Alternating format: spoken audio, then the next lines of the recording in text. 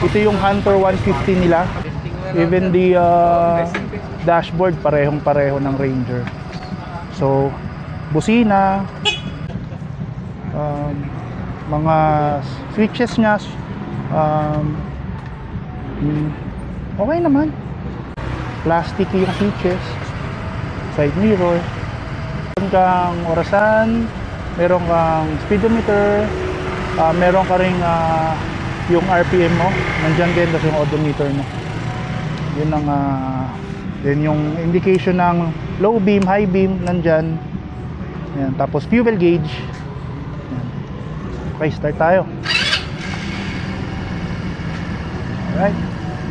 So, yung kanyang windshield, hindi siya na-adjust, fix yan.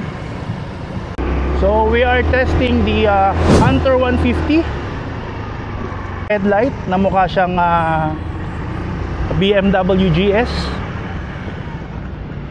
Brake test. Okay naman, makagat, dalawang preno.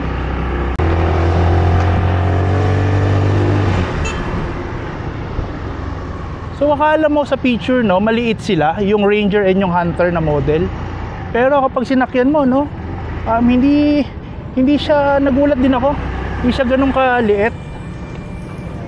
So tulad niyan, medyo may kalakihan tayo, pati hindi naman nababangga yung ating tuhod dun sa manobela. Kung papansinin nyo, pag nakaupo tayong ganyan, mayroon naman space. So may gulay board ka, may sabitan ka, tapos may space naman.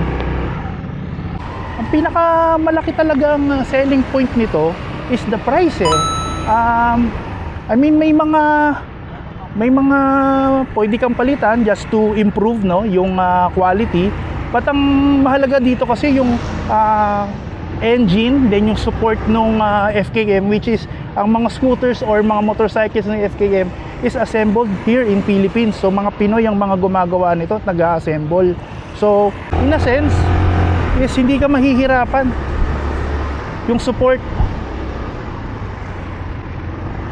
So if ever magkaroon ako nito, ang unang kong papalitan kaagad is yung side mirrors. Yung side mirrors medyo you know, yung plastic niya, pag feel ko medyo plasticky talaga. Andar niya okay. If you are paying a 78,000 SRP, para sa akin masasabi kong hindi ka natalo dito.